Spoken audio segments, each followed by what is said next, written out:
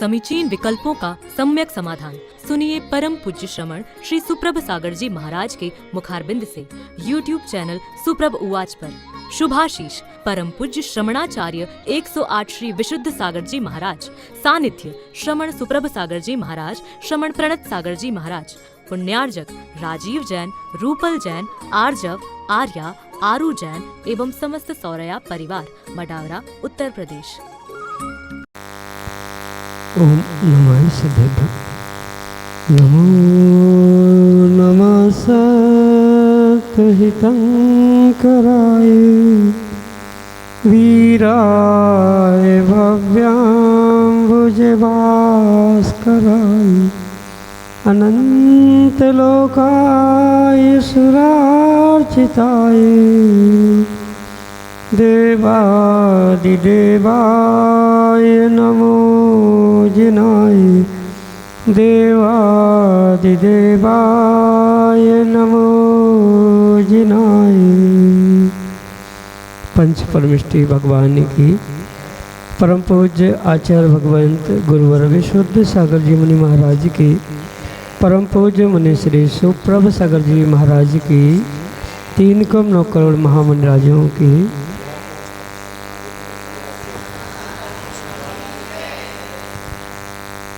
समीचीन विकल्पों का सम्यक समाधान, सम्यक ज्ञान की वह अलौकिक विधा जिसके माध्यम से हम सभी अपने ज्ञान को सम्यक ज्ञान बनाते हुए और अपने अज्ञान रूपी अंधकार को दूर करने का प्रसार करते हैं, क्योंकि सम्यक ज्ञान ही आत्म कल्याण के लिए कार्यकारी उपाय है।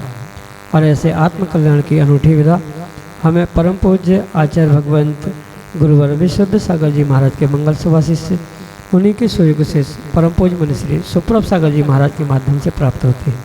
तो आप भी उस अनूठी विधा से जुड़ने का प्रयास करें और अपने मन के विकल्प को समीचीनता प्रदान करते हुए उसका सम्यक रूप से समाधान मुनि श्री से प्राप्त करें। प्रारंभ करते हैं आज का सम्यक समाधान। और आज के पहले विकल्प के लिए आसाम, गुवाहाटी आसाम से मीनाक्षी जैन महाराज जी के चरणों में बारंबार नमस्ते करते हुए अपना समीचीन प्रश्न रख रहे हैं कि महाराज जी रोट तीज व्रत क्या है और इसे किस विधि से मनाया जाता है। हमारे समीचीन विकल्प का सम्यक समाधान करते हुए हमारा मार्गदर्शन करने की अनुकंपा करें। नमोस्तु महाराज जी, नमोस्तु।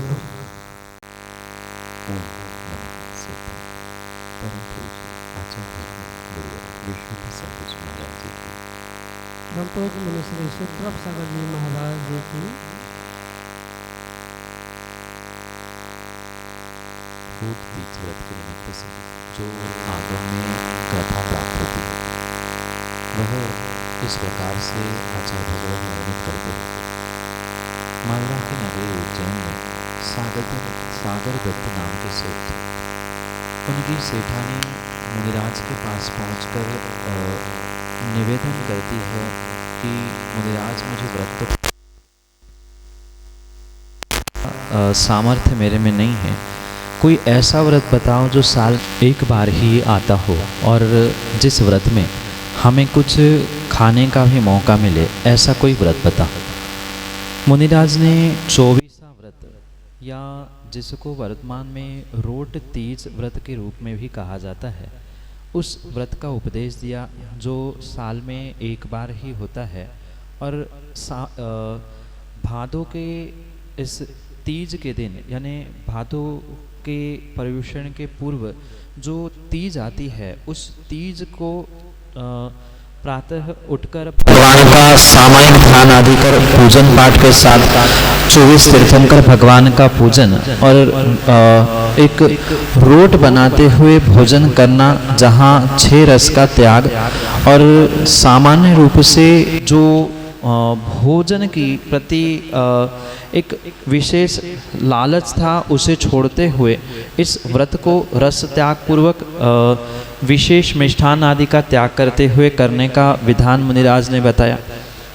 सेठानी घर पहुंचती है। घर परिवार में बहू बेटे सबके साथ व्रत करने के लिए निवेदन करने पर उन्होंने कहा, कहाँ हम सेठ सेठानी की अवस्था में हैं और विशेष मिष्ठान्न खाने के बाद भी हम ठीक नहीं रह पाते, स्वस्थ नहीं रह पाते, तो ऐसा रूखा सूखा भोजन करके क्या होगा।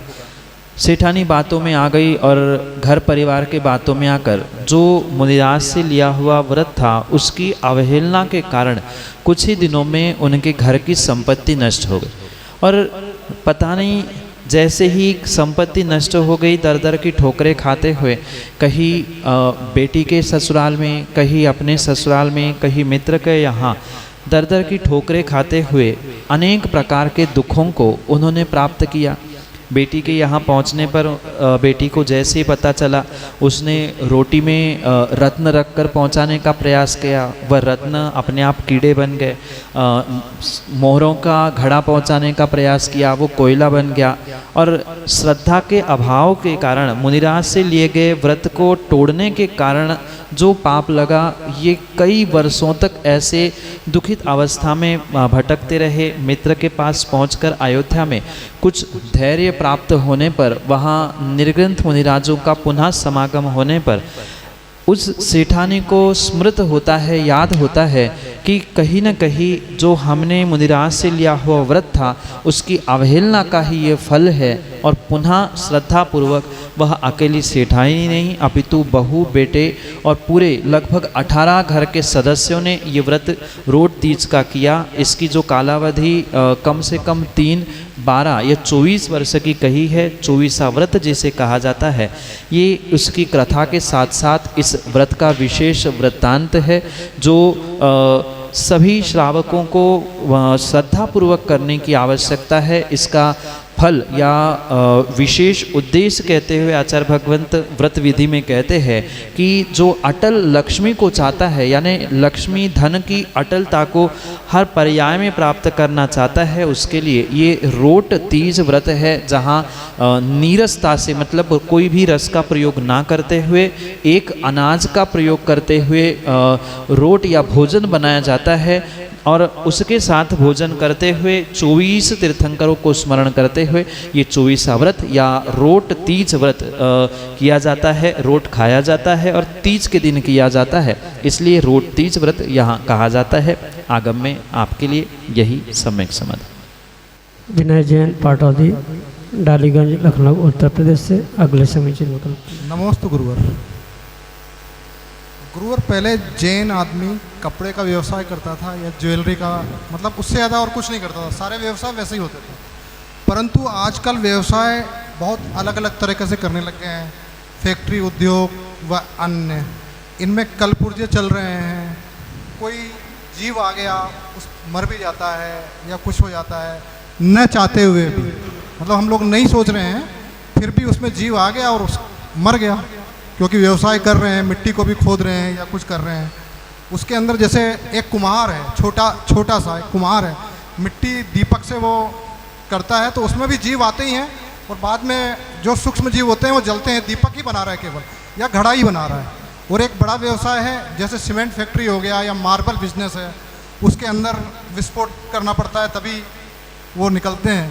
तो गुरुवर, हम लोग कहाँ तक दोषी हैं उसके, मतलब वर्तमान में बहुत सारे भौतिक साधनों की सहज उपलब्धता के कारण जो जैन समाज के श्रावकों के व्यवसाय भी बदलते हुए दिख रहे हैं। ये आगम के परिप्रेक्ष्य में अगर हम समझें तो किसी प्रकार से उसे हम सर्वथा उचित ही कह दे, उत्कृष्ट ही कह दे, ऐसा संभव नहीं। क्योंकि आगम में स्पष्ट आचार्य भगवंतों ने लिखा है कि जैन कुल में जन्मने वाले जीवों को ऐसा उद्योग, ऐसा व्यवसाय, ऐसा व्यापार करना चाहिए जिसमें कम से कम हिंसा हो या हिंसा हो ही ना, ऐसा ही व्यापार उनके करने योग्य। आज भौतिक साधनों के निमित्त से जो बड़े बड़े कार्य हो रहे हैं, चाहे मार्बल की खदान हो, सीमेंट फैक्ट्री हो या अन्य किसी प्रकार से कार्य क्यों ना हो, वहाँ नियम से जितनी प्रचुर मात्रा में हिंसा होगी, स्वाभाविक रूप से उतना हिंसा का भागी श्रावक होगा ही होगा।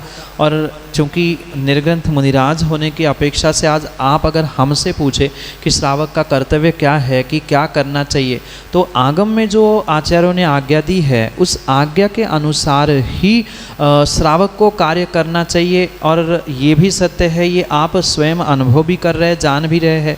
चाहे कुम्हार हो, चाहे बहुत बड़े फैक्ट्री में कार्य करने वाला कोई व्यापारी, उद्योग व्यवसाय क्यों ना हो, पर ये सत्य समझे कि उसके निमित्त से जितनी हिंसा हो रही है उस हिंसा का, पाप का दोष उस श्रावक को अवश्य ही लग रहा है। जैसे कि आपके बिना चाहे भी कोई वहाँ जीवों की विराधना हो रही मशीनों में या अन्य भी निमित्तों से, तो स्वाभाविक रूप से है, जान के करे या अनजान में करे, हिंसा तो है, पाप तो लगेगा। कर्म ये नहीं जानता कि आप जान के कर रहे हैं कि अनजाने में कर रहे हैं। जैसे जानकर अग्नि में हाथ डालो या अनजाने में अग्नि में हाथ डालो, हाथ डालोगे तो जलना जलना सत्य है। तो ये वहाँ ध्यान रखना कि उद्योग व्यवसाय करते समय अगर किसी प्रकार से ऐसे कार्य हो चुके हैं या हो रहे हैं, तो उसके लिए आचार्य भगवंतों ने ये कहा है कि उस भूल को सुधारते हुए निर्ग्रंथ गुरुओं से उसके विषय में प्रायश्चित ले, जो भी दोष लगे हैं। अगर प्रत्यक्ष उसके बारे में हमें पता है कि 5 साल के व्यापार में, 10 साल के व्यापार में इतनी बार ऐसा हुआ है, मतलब बड़े जीवों का घात हुआ है या किसी प्रकार से हिंसा हुई है प्रत्यक्ष, तो प्रत्यक्ष का प्रत्यक्ष कह के, और जो परोक्ष हुई है, जो देखा नहीं गया है, अनजाने में हुई है, उसके लिए भी गुरु से विनय करते हुए प्रायश्चित लेने की आवश्यकता है। और प्रायश्चित लेते हुए उससे बचने का प्रयास एक श्रावक अवश्य ही कर सकता है। पर आगम की और जैनाचार्यों की बात को सत्य मानते हुए ही आने वाले समय में हमें उन व्यवसायों में, उन क्रियाओं में, उन उद्योगों में हमें विवेक रखते हुए ही कार्य करने की आवश्यकता है। यही आपके लिए सम्यक समाधान। श्रीमती मीनाक्षी प्रदीप जैन, ऋषिनगर उज्जैन, मध्य प्रदेश से अगले समीचीन विकल्प करें। गुरुवर के चरणों में 3 बार नमोस्तु नमोस्तु नमोस्तु। गुरुवर, मेरी जिज्ञासा यह है कि पर्युषण पर्व क्या होता है, क्यों मनाते हैं और कब से शुरू हुआ? कृपया जिज्ञासा का समाधान कीजिए। नमोस्तु भगवान। आगम में आचार्यों ने धर्म से जुड़ने की जो प्रक्रिया है, कालावधि है, समय है, उन सभी को पर्व कहा है। पर्व का अर्थ होता है जुड़ना। जहाँ धर्म से जुड़ा जाता है उसे पर्व कहा। और पर्व किसी निमित्त विशेष से है तो वह नैमित्तिक पर्व कहलाते हैं। और जो किसी निमित्त के अभाव में शाश्वत या परमानेंट होते हैं वो शाश्वत पर्व कहलाते। जैसे अष्टमी चतुर्दशी ये शाश्वत पर्व है, पर पर्युषण पर्व जो काल के परिवर्तन के निमित्त से प्राप्त होते हैं उसे आचार्यों ने नैमित्तिक पर्व के अंतर्गत रखा।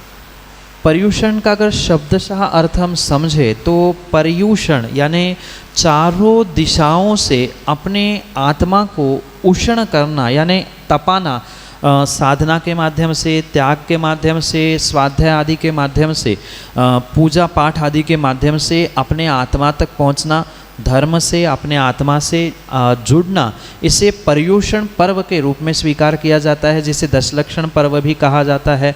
अनेक नामों से उसका उल्लेख आगम ग्रंथों में मिलता है। इसके पीछे बहुत बड़ा रहस्य है जो काल का परिवर्तन होता है, मतलब पहले काल से लेकर छठे काल तक, और छठे काल से लेकर पुनः जो अवसर्पणी उत्सर्पणी काल का परिणमन होता है। वहाँ ये तो आप बहुत अच्छे से जानते हैं कि छठे काल के बाद काल पूरी सृष्टि का अभाव हो जाएगा, और पुनः उस सृष्टि के अभाव के साथ, मतलब सृष्टि का जब अभाव होता है, जीव नष्ट होते हैं, तो कुवृष्टियाँ होती है, मतलब ऐसी वृष्टियाँ होती है कि जिससे जीव नष्ट होते। और फिर जब पुनः जीवन चक्र प्रारंभ होता है, जीवन चक्र प्रारंभ होते समय जो लगातार कुछ दिनों तक वर्षा होती है, कभी मीठे रस की, कभी घृत रस की, तो ऐसे रसों की वर्षा होने के उपरांत जब पहला दिन आता है तो वह ऋषि पंचमी का पर्युषण के भादो महीने से जो शुरू होने वाली पर्युषण पर्व है, इसका ये दिन से ही प्रारंभ होता है, इसलिए ये पर्व मनाया जाता है। और ये भी आप बहुत अच्छे से जानते हैं कि मात्र पर्युषण एक बार नहीं, वर्ष में 3 बार आता है। तो मुख्यतः भादो से शुरू होने वाले है इस पर्युषण में विशेष रूप से सभी श्रावकों को समय रहता है, इस कारण से इस समय में विशेष रूप से ज़ोर शोर से ये मनाया जाता है। धर्म से, भगवान से, देवशास्त्र गुरु से और अपने आप से, आत्मा से जुड़ने का ये विशेष त्यौहार पर्व के रूप में, पर्युषण पर्व के रूप में मनाया जाता है। यही आपके लिए सम्यक समाधान। मड़ौरा उत्तर प्रदेश से आर्जव जैन सौर्या अगले समय चिन्ह विकल्प। नमोस्तु भगवान, नमोस्तु भगवान, नमोस्तु। मेरा प्रश्न ये है कि जब कोई सोना चांदी लेने जाता है तब वो खुश होता है, मतलब खुशी के कारण जा रहा है। कपड़े लेने जा रहा है तब खुश होके जाएगा, बट जब किसी डॉक्टर के पास जाएगा तो कारण दुख का होगा। तो सपोज़ जैसे मैं डॉक्टर बनने वाला हूँ, तो क्या ये प्रोफेशन एक जैन के लिए ठीक है कि आपके पास जो व्यक्ति आ रहा है उसका रीज़न दुख है, सुख के कारण कोई डॉक्टर के पास नहीं आता? बेटा, अगर कोई व्यक्ति किसी व्यक्ति से मिलता है, अपने दुखों के साथ मिलता है, दुखों के लिए पहुंचता है, पर वहाँ से अगर सुख लेके लौटता है तो वह नियम से कुछ अंशों में पुण्य का भागी होने की संभावना हो सकती है। पर अगर हम वास्तविकता और आगम के परिप्रेक्ष्य में समझे तो आचार्यों ने ये स्पष्ट लिखा है कि जो अपने इन कुछ प्रोफेशंस को जैसे डॉक्टरेट हो गई या डॉक्टर बनना है, प्रतिष्ठाचार पंडित अवस्था को प्राप्त करना है, या जो वकील बनने वाले हैं, इन तीनों के लिए स्पष्ट लिखा है कि अगर वह अपने प्रोफेशन को, अपने व्यवसाय को जो जिस प्रकार से कहा है उस प्रकार से न्यायोचित तरीके से नहीं करता है तो उसका फल नियम से नरक रूप ही कहा है। पर ये विवेक पूर्वक समझे, वो उनके लिए कहा है जो अपने प्रोफेशन को प्रोफेशन मात्र एक अर्निंग सोर्स के रूप में स्वीकार करता है, जिसमें छल कपट करना, मात्र धन कमाना। आज आपने भी देखा है, अनुभव किया है, डॉक्टर की क्या स्थिति, अस्पतालों की क्या स्थिति है। व्यक्ति मरने के बाद भी 4-6 दिन मात्र वेंटिलेटर पर रख के ये कहा जाता है कि अभी जिंदा है, दिखाया जाता है पैसे ऐंठने के चक्कर में। तो पैसा अगर उद्देश्य बनाया जा रहा है तीनों में, मतलब चाहे पंडित प्रतिष्ठाचार हो, डॉक्टर हो या वकील हो, उनके लिए स्पष्ट कहा है कि वो नरक में ही जाएगा अगर जो व्यवस्था उस प्रोफेशन की कही गई है उसके अनुसार नहीं की जा रही है, आगम के अनुसार नहीं की जा रही। पर वही अगर कोई डॉक्टर, कोई वकील या कोई प्रतिष्ठाचार ये सोचकर कर रहे कि मैं समाज सेवा कर रहा हूँ, पैसा कमाना मेरा उद्देश्य नहीं है, तो वह हो सकता है अपने उन भावों की विशुद्धि के कारण, आपके अच्छे भावना के कारण कुछ अंशों में पुण्य प्राप्त करते हुए नरक जाने से बचा सकता है अपने आप को। इसलिए ये ध्यान रखें, आप डॉक्टर बन रहे हैं उसमें कोई हर्ज नहीं है, पर डॉक्टर प्रोफेशन को आप मात्र अर्निंग सोर्स ना बनाएं। क्योंकि आज कई सारे माता पिताओं की जो अपने बच्चों को डॉक्टर बनाते हैं उनका यही उद्देश्य होता है, हम करोड़ों खर्च कर रहे हैं तो आप अरबों घर में लेके आ जाएगा डॉक्टर। ऐसी भावना से कभी भी मत करना।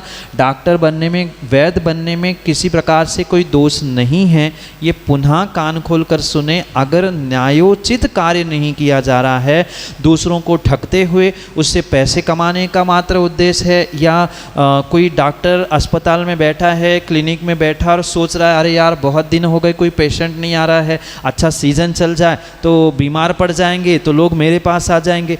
ये भावना हमारी गलत ना हो कि हम प्रतिदिन यही भावना भाए कि संपूजका नाम प्रतिपालका नाम सभी जीव जगत के सुखी रहे, सबको निरोगता प्राप्त हो, और फिर भी कोई बीमार पड़ रहा है तो उसके लिए मैं खड़ा हूँ। ये भावना के साथ अगर हम प्रोफेशन ज्वाइन करें और प्रोफेशन में कामयाब हो तो किसी प्रकार से उसमें दोष नहीं है, क्योंकि दोष किसी कार्य में नहीं है। उस कार्य को करते हुए आपका अभिप्राय क्या है, आपकी दृष्टि क्या है, आप किस उद्देश्य से उस कार्य को प्राप्त कर रहे हैं, ये तय करता है कि आपका उसके कार्य करने के बाद आपको क्या फल मिलेगा। इसलिए आप अपनी भावनाओं को, अपनी भावों को और अपने जो अभिप्राय है उसको बदलते हुए ही उसे मात्र एक इनकम सोर्स या कमाने का दरिया मत माने, उसे एक सेवा भाव का दरिया मानते हुए सेवा भाव करने के उद्देश्य से हम डॉक्टर बन रहे हैं। मात्र श्रावकों की ही नहीं, जैसे बने हम त्यागी व्रती साधु भगवंतों की भी सेवा करने में तत्पर रहे, ऐसी भावना से करोगे और जो उस कार्य में मतलब पढ़ने में भी बहुत सारी हिंसा करनी पड़ती है, तो उसमें भी लगने वाले दोषों के लिए आप प्रति माह 6 महीने साल महीने में गुरु के पास पहुंचकर प्रायश्चित ग्रहण करते रहे और आने वाले समय में और उसमें सुधार करते हुए भावों को बदलने का प्रयास करें। यही आपके लिए सम्यक समाधान। सनी जैन, मढ़ौरा, उत्तर प्रदेश से अगले समीचीन विकल्प। के चरणों में त्रिवार नमोस्तु नमोस्तु नमोस्तु। महाराज श्री, मैंने अपने जीवन में अनुभव किया कि मैं कोई भी काम शुरू तो कर लेता पर उसे कभी ख़त्म नहीं कर पाया। तो मेरी किसी भी चीज़ के लिए मन स्थिर नहीं रहता। और तो ऐसा क्यों? और या कोई पाप कर्म का उदय है क्या ये? किसी कार्य में मन नहीं लगना या कोई कार्य प्रारंभ करने के बाद भी उसमें सफलता नहीं मिलना, काम पूर्णता को प्राप्त नहीं होना, ये कहीं न कहीं पाप कर्म के तीव्र उदय के कारण से ही होता है। पर इसका मतलब ये नहीं है कि वह हमेशा ही ऐसा ही बना रहे। आप अगर ठान लो, सोच लो, तो उस पाप कर्म को भी पुण्य रूप परिवर्तित कर सकते। पर आवश्यकता सच्चे देवशास्त्र गुरु पर और अपने आप पर बहुत सारा विश्वास करने की है। एक आध बार व्यक्ति को देवशास्त्र गुरु पे तो विश्वास हो जाता है, कर भी लेता है, पर स्वयं पे कई बार वह विश्वास नहीं कर पाता।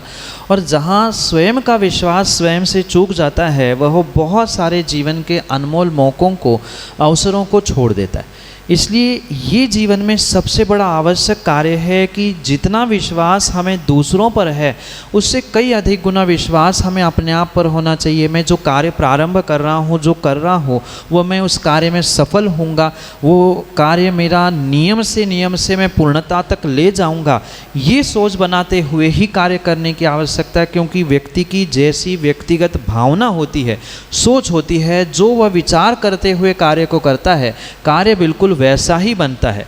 इसलिए आप कोई भी कार्य आगे भी शुरू करें या अभी भी जो कर रहे हैं, उसमें भी ये ध्यान रखें कि आप कभी भी नकारात्मक सोच ना बनाएं, कि नेगेटिव मत सोचें कि क्या होगा, होगा कि नहीं होगा, अभी तक ऐसा हुआ, अभी तक जो हो गया सो हो गया, पर अब मुझे सच्चा मार्ग मिल चुका है, अब मुझे गुरु मिल चुके हैं, अब मुझे गुरु का आशीर्वाद मिल चुका है, मैं उनके आशीर्वाद, उनके मार्गदर्शन से अब सफल होऊंगा ही, भले आगे जो होगा सो होगा, पर हम सफल होंगे।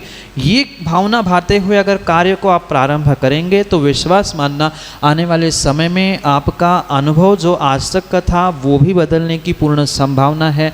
प्रतिदिन उठकर पूजन पाठ करना, पूजन पाठ नहीं कर पा रहे हैं तो कम से कम इतना तो आप करे ही करे कि मंदिर में पहुंचकर भगवान का एक कलश से अभिषेक करना प्रतिदिन प्रारंभ करें। प्रतिदिन भगवान का कलश से अभिषेक करना, बाकी कुछ ना करे, पूजा भी करने की आवश्यकता नहीं। कलश करे, धोती बदल कर एक अर्घ्य चढ़ाए, घर से स्वयं का द्रव्य ले जाए, स्वयं से कोई फल ले जाए, एक फल चढ़ाकर भगवान का मात्र कलश से अभिषेक करे। इतना करने से भी बहुत सारा पुण्य बढ़ेगा। जो आपका आत्मविश्वास, कॉन्फिडेंस लो हो रहा है, कार्य में सफलता नहीं मिल रही है, उसमें भी सफलता मिल सकती है, आत्मविश्वास बढ़ सकता है। साथ में गुरु भगवंतों से मार्गदर्शन प्राप्त करते हुए दिन भर में कुछ माला फेरना, नमोकार के जाप करना आदि पुरुषार्थ के माध्यम से भी आप अपने पुण्य में वर्धन कर सकते हैं। पुण्य अनेक प्रकार से बढ़ाया जाता है, जैसे बने वैसे हम पुण्य में बढ़ोतरी करते हुए पाप के उदय को नष्ट करने का प्रयास करें और अपने स्वयं के दिनों को, कार्यों को भी सफलता की ओर ले जाने का प्रयास करें। यही आपके लिए सम्यक समाधान। समीचीन विकल्पों का सम्यक समाधान सुनिए परम पूज्य श्रमण श्री सुप्रभ सागर जी महाराज के मुखारबिंद से YouTube चैनल सुप्रभ उवाच पर। शुभाशीष परम पूज्य श्रमणाचार्य 108 श्री विशुद्ध सागर जी महाराज। सानिध्य श्रमण सुप्रभ सागर जी महाराज, श्रमण प्रणत सागर जी महाराज। पुण्यार्जक राजीव जैन, रूपल जैन, आर्जव, आर्या, आरू जैन एवं समस्त सौरया परिवार, मडावरा, उत्तर प्रदेश।